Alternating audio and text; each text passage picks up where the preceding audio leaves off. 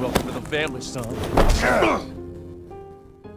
Hello and welcome back to the DadQuest channel. Please like and subscribe if you like the video, and with that out of the way, let's get started. With the news that we'll be getting a remake, I decided to revisit a horror title that stuck with me from the first time I played it to this very day. A game that has almost universal praise for its approach towards fear and guilt. Of course, we're talking about Silent Hill 2.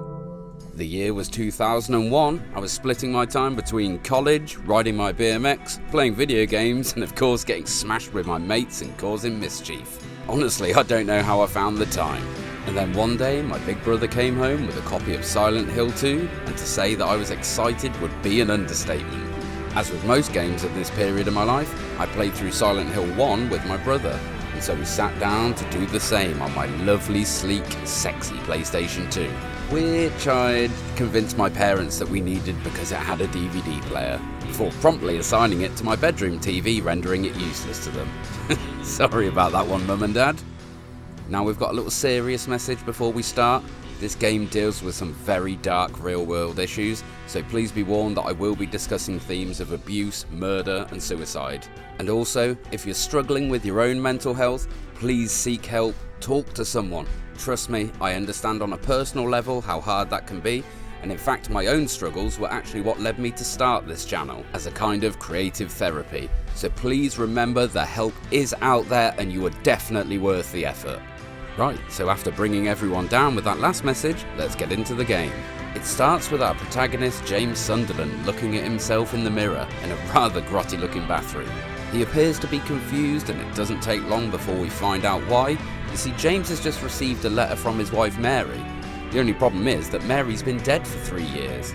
In the letter it says that she'll be waiting in their special place, so James takes a long foggy walk towards town. Along the way he meets a woman called Angela in the graveyard. She warns James away from going to Silent Hill and tells him it's dangerous, but he doesn't seem to care. Their conversation is oddly paced and they both seem confused. This is the first of many strange interactions between James and the people he meets on this journey, but much more about that later. It's kind of hard to explain, but... Is it dangerous?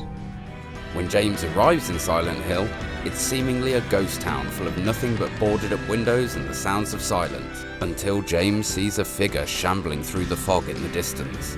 He gives chase, finding large bloodstains on the road as he goes. He follows into a fenced-off tunnel where he finds a radio which, much like the first game, is crackling with static. And this is where he has his first encounter with the horrific creatures that infest Silent Hill. After bludgeoning this twisted mess of flesh with a wooden plank, James hears what seems to be his wife's voice coming through the static on the radio.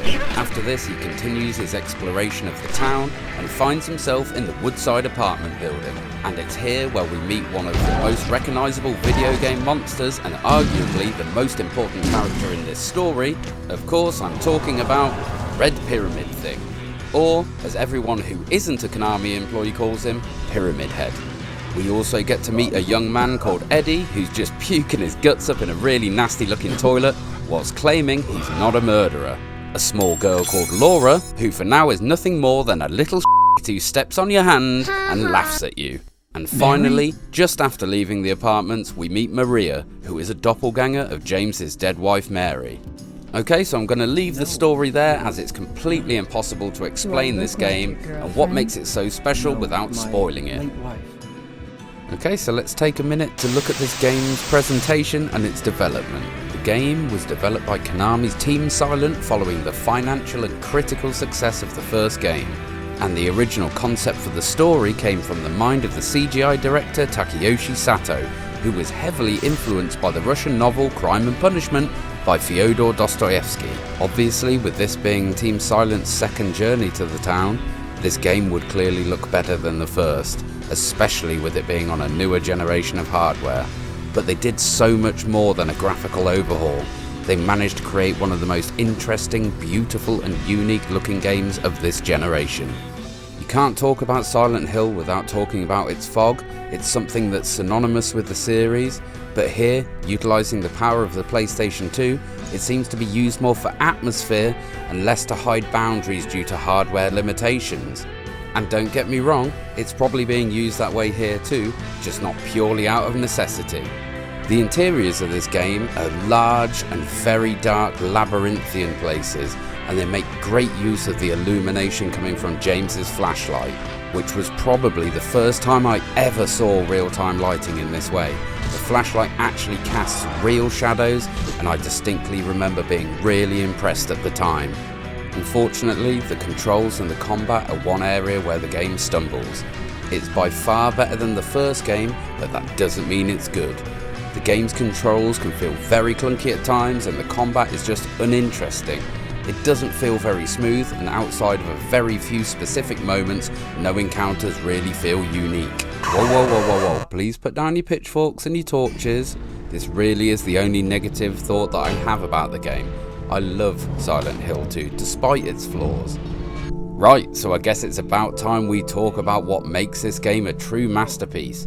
It's the story and how the characters interact within it. We're heading deep into spoiler territory, so if you don't want the story or its twist ruined for you, stop watching now. For the love of God, just go play the game, and then of course please come back and watch this video. Okay, are we all ready for spoilers? Mary didn't die from her illness 3 years ago. James suffocated her with a pillow sometime in the last week. And the game is a journey through James's guilt and his subconscious desire for punishment. And the town of Silent Hill, with its ability to make thoughts and emotions manifest physically, is more than happy to help him. In most games this would be enough to be the crux of the entire story, but Silent Hill 2 goes much deeper. You see, James smothered Mary to put her out of her misery. It was a mercy kill. He wanted to end her suffering, and she wanted her suffering to end too. His guilt, however, comes more from the emotions and frustrated thoughts he experienced before he killed her. He'd convinced himself that he wanted her to die, that he hated her, where it's actually clear towards the end of the game that he loved her deeply, and he was just wishing for an end to both of their suffering. Now, let's have a look at how his guilt manifests and how he's going to punish himself.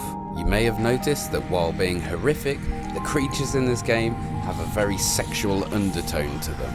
This is based on James's guilt around his sexual frustration and his desires that he felt during his wife's illness, and how he hates himself for fantasizing about other women. As you can see, these creatures never have a face, which alludes to me the fact that James actually felt some guilt towards how he objectified the women around him, specifically the nurses that cared for his dying wife. And this feels very believable. Mary was clearly in no state for intimacy, and James still had the same drives that we all have. And so, with James being a guilty man, who better to punish him than Pyramid Head, an executioner from the town's past as seen in the paintings hanging on the wall of the Silent Hill Historical Society. And being a physical representation of punishment, it's clear that James feels he deserves to die for his crimes.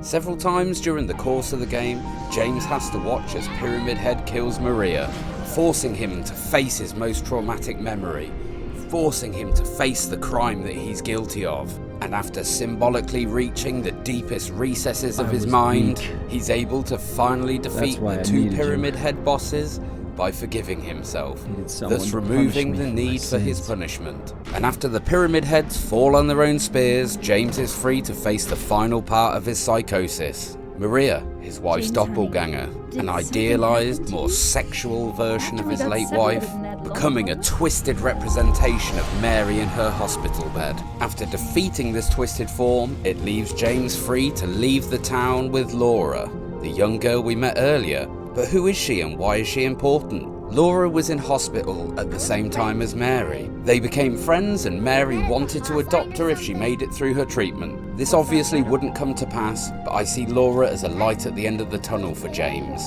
a metaphorical representation of James having a future. And finally, let's get into Angela and Eddie. They're both on a similar journey to James. Angela, unfortunately, was sexually abused by her father and feels guilty for murdering him. And Eddie, a victim of bullying, who shot his tormentor's dog and then shot his tormentor in the knee, ruining his football career.